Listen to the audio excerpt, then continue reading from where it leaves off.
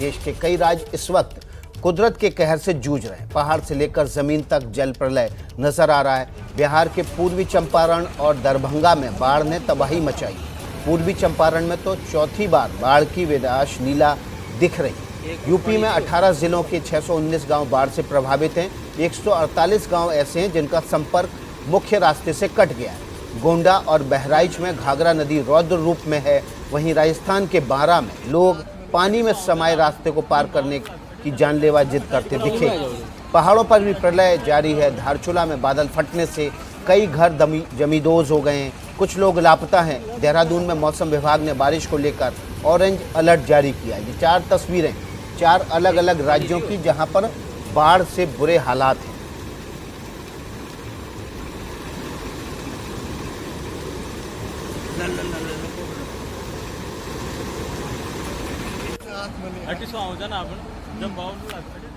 तो इन 4 तस्वीरों में सबसे पहले बात कर लेते हैं बिहार की तस्वीर की। बिहार के पूर्वी चंपारण और दरभंगा में हालात खराब है। पूर्वी चंपारण में लोग चौथी बार बाढ़ से बर्बादी का मंजर देख रहे हैं। दरभंगा में भी दूसरी बार बाढ़ ने तबाही मचाई।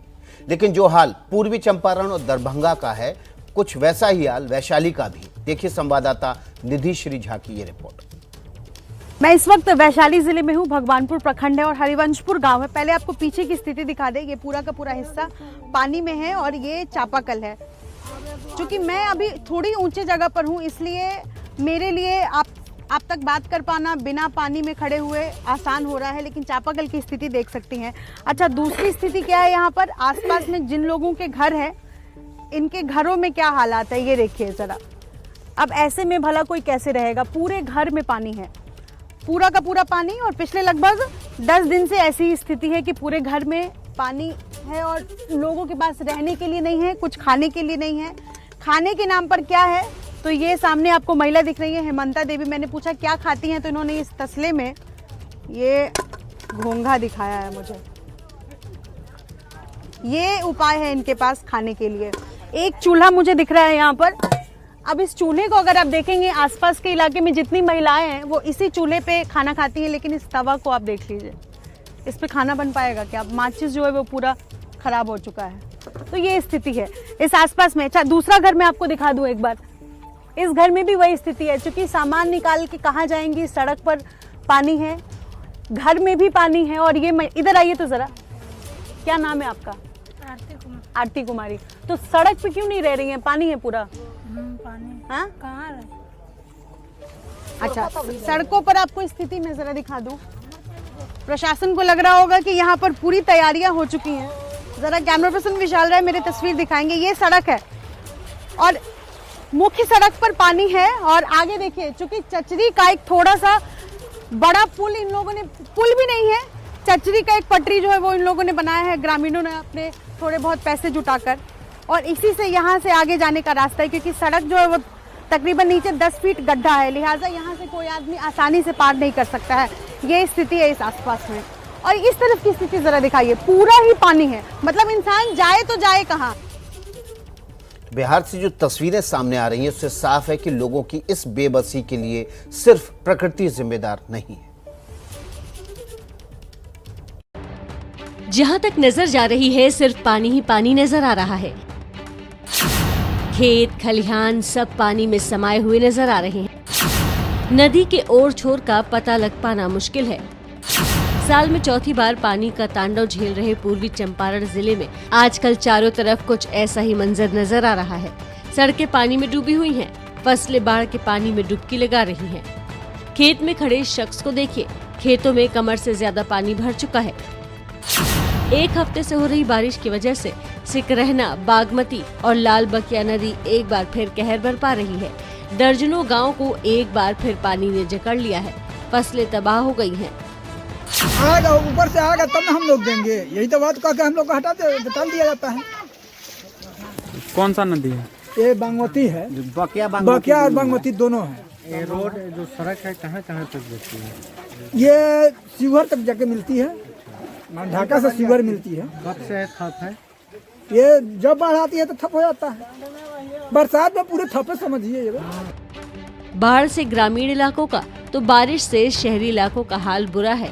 सड़क पर तैरती नजर आ रही पहियों की ये तस्वीरें मुजफ्फरपुर के बेला इंडस्ट्रियल एरिया की हैं। बारिश के बाद जल भराव की वजह से यहाँ कामकाज ठप होने की कगार पर पहुँच चुका है। इंडस्ट्रियल एरिया में 2 से 3 फीट पानी भरा हुआ है। कई फैक्ट्रियों की मशीनों में पानी घुस चुका है। परिसर प्रक्षेत्र जो है वन में लगभग 2.5 फीट अभी पानी है। मेरे कार्यालय और मॉल के बीच में लगभग 2.5-3 फीट पानी है। कर्मी को भी जाने में परेशानी, उद्यमी भी आते हैं उनको भी परेशानी है। और ये अभी निकासी का एक नाला वाला कुछ खोला गया है, धीरे धीरे पूरे शहर का जल जमाव यही होता है। लोगों को परेशानी के इस मुकाम तक पहुंचाने में प्रकृति से ज्यादा प्रशासन जिम्मेदार नजर आ रहा है। प्रशासन कहीं पानी निकासी में नाकाम है तो कहीं पुल तक मुहैया करवाने में। ये तस्वीरें दरभंगा के बिरौल क्षेत्र की है। लोगों ने चंदा इकट्ठा करके जो चचेरी का पुल बनवाया है वो कमला नदी में पानी बढ़ने से बह गया। अब 4 किलोमीटर की जगह लोगों को 17 किलोमीटर लंबा चक्कर लगाकर जाना पड़ रहा है, जिससे छात्रों को सबसे ज्यादा परेशानी हो रही है। लद्दू का पुल बन जाता है तो हमारे लिए सुविधा होगा कि हमारा कोचिंग का डिस्टेंस कम हो जाएगा, 4 किलोमीटर के आसपास पड़ेगा। लेकिन अभी हो क्या रहा है, पुल बना हुआ नहीं है तो लगभग 15 किलोमीटर 30 किलोमीटर आना जाना हो जाता है। तो साइकिल से तो हम लोग 30 किलोमीटर आ जा सकते नहीं हैं। लेकिन देख सकते हैं आप अभी भी पानी आया हुआ है। पहले भी कोरोना का हमारा पढ़ाई का काफ़ी व्यस्त रहा, बिजी रहा, लेकिन अभी हाल फिलहाल में खुला है। पानी के कारण फिर से हमारा पढ़ाई बर्बाद हो रहा है। उत्तरी बिहार के इन इलाकों में हर साल बाढ़ से ऐसी ही बेबसी की तस्वीरें सामने आती है और बाढ़ की तरह ही प्रशासन की लापरवाही में भी कोई बदलाव नजर नहीं आता। तो बिहार में बाढ़ की बदहाली पर हमारे सहयोगी वैशाली से सीधे जुड़ गई निधि श्रीजा, उनका रुख कर लेते हैं। निधि, हमने देखा कि इस पूरे सीजन में चौथी बार ऐसी दिक्कत आ रही है कि लगातार बाढ़ और बारिश से उत्तरी बिहार बेहाल है। जी बिल्कुल, देखिए जून के शुरुआती दिनों में जब बाढ़ इस इलाके में खासतौर पर गोपालगंज के आसपास जब पानी आया था तो ऐसा लगा था कि पानी उतर जाएगा, उसके बाद तकलीफें खत्म हो जाएंगी, लेकिन ऐसा नहीं हुआ। अलग अलग शिफ्ट में जो है इस इलाके में बाढ़ आ रही है। और मैं अभी वैशाली जिले में मौजूद हूँ और ये खिरखुआ गांव है। अब जरा मैं आपको जिस सड़क पर मैं चल रही हूँ यहाँ पर आप देख सकते हैं कि पूरा ही पानी है। दूसरी तरफ अगर आपको कैमरा पर्सन विशाल राय दिखा पाए, वहां पर नल और चापाकल, मतलब जो दोनों सुविधा, जो दोनों साधन जिससे पानी यहाँ के लोगों को मिल सकता था, वो पूरा पानी में है। अब यहाँ पर क्या है कि इस इलाके में पानी पीने की दिक्कतें हैं। ग्रामीण क्षेत्र में अक्सर ऐसा होता है कि बारिश और बाढ़ के आ जाने से सिर्फ पानी पीने की या खाना खाने की दिक्कतें तो बेसिक दिक्कतें हैं, लेकिन इसके अलावा जैसे खेत है तो पूरा का पूरा खेत में पानी और फसलें जो है वो खराब हो गई।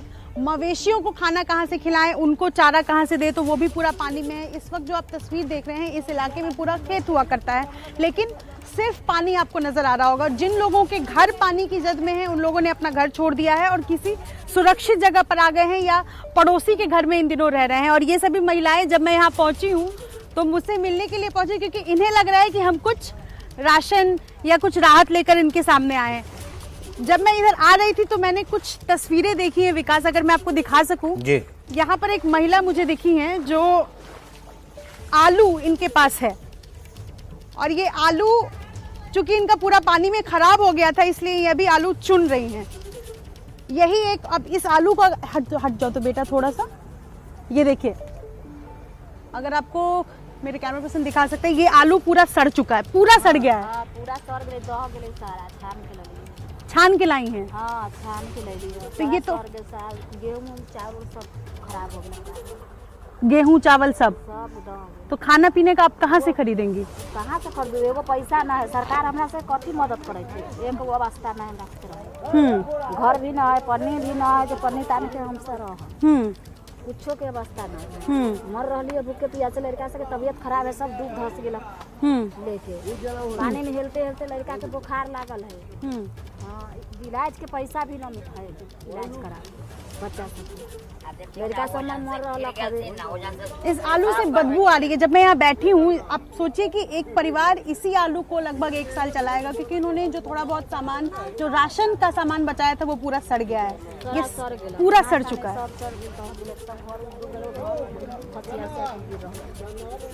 यही स्थिति है। पीछे का जरा हिस्सा दिखा दे, ये जो पूरा पीछे का हिस्सा है, इस पूरे हिस्से में पानी है। अब लोगों की दिक्कतें सिर्फ इतनी ही नहीं है, अब यहाँ से आने जाने का जो रास्ता है वो पूरा पानी से घिरा हुआ है, घर में जो सामान था, जो राशन था, वो पूरा खराब हो चुका है, बच्चे बीमार हो रहे हैं इस इलाके में। और मैं पिछले साल भी इस इलाके में आई थी, मुझे लगा इस साल यहाँ तकलीफें कम होंगी, यहाँ बाढ़ का पानी शायद नहीं आया होगा, कुछ तो प्रशासन ने यहाँ सुविधाएं दी होंगी, जो बुनियादी सुविधाएं, लेकिन इस साल भी वही स्थिति है और इस साल भी बदतर स्थिति है पिछले साल के मुकाबले। इस साल ये हालात है कि एक तरफ तो पूरा का पूरा हिस्सा खराब हो चुका है, इस तरीके के घर थे लोगों के जो पूरे जो हैं, देखिए कि ये अब इसी तरीके से पन्नी लगा कर रहेंगे क्योंकि इस इलाके में जो भी घर था वो पानी में बह चुका है।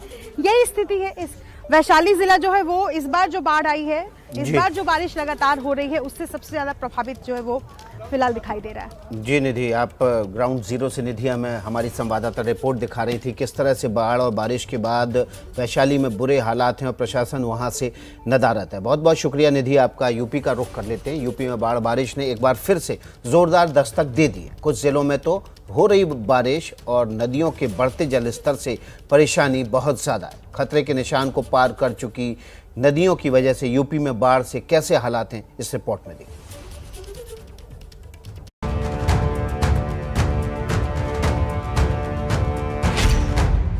अगस्त में फिर बाढ़ का आतंक, जिंदगी पर पानी का अतिक्रमण, सैलाब में समा गई सड़कें, बढ़ते जल स्तर ने बढ़ाई चिंता।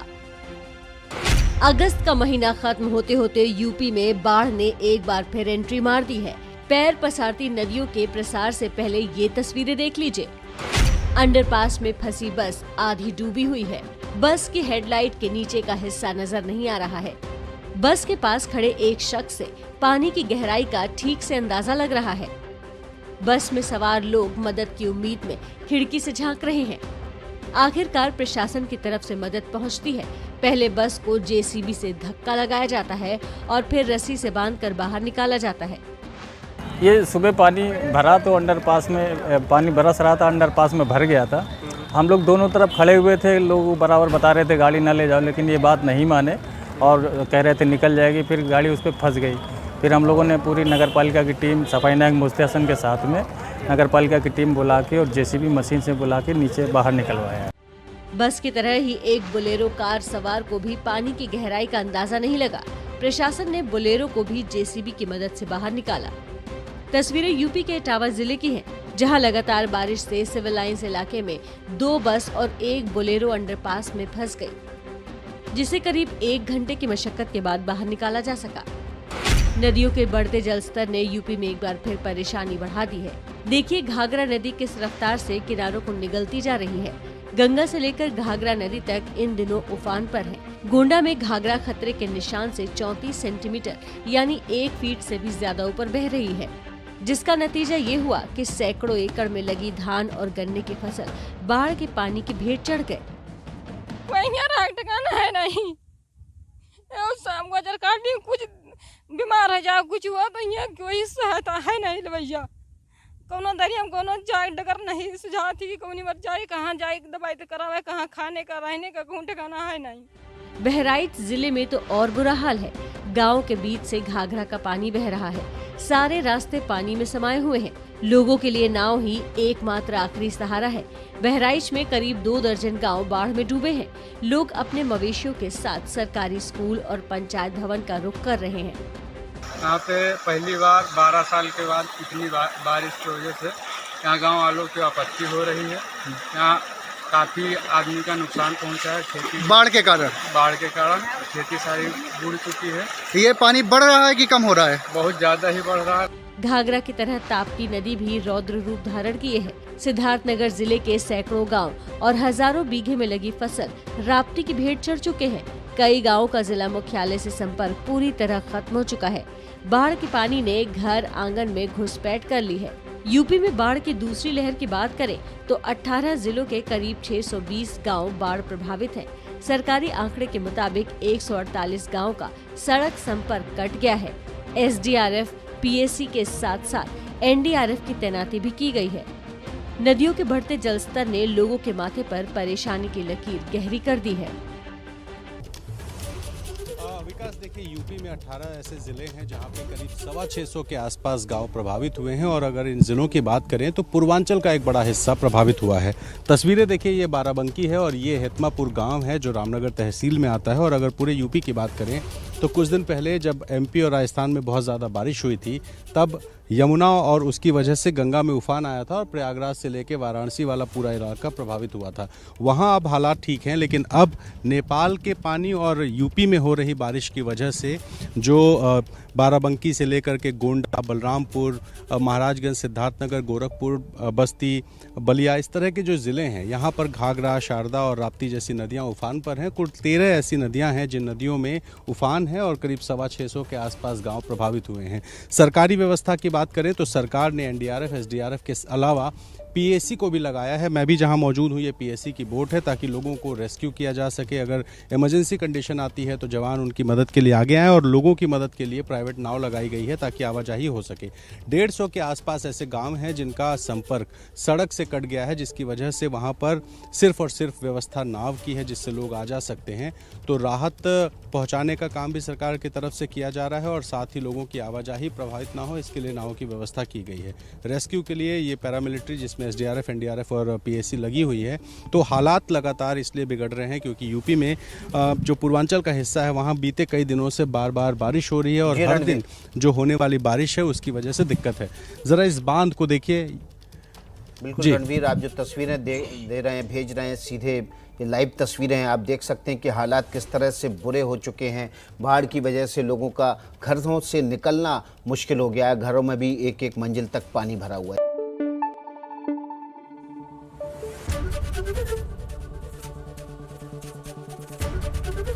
एबीपी न्यूज आपको रखे आगे।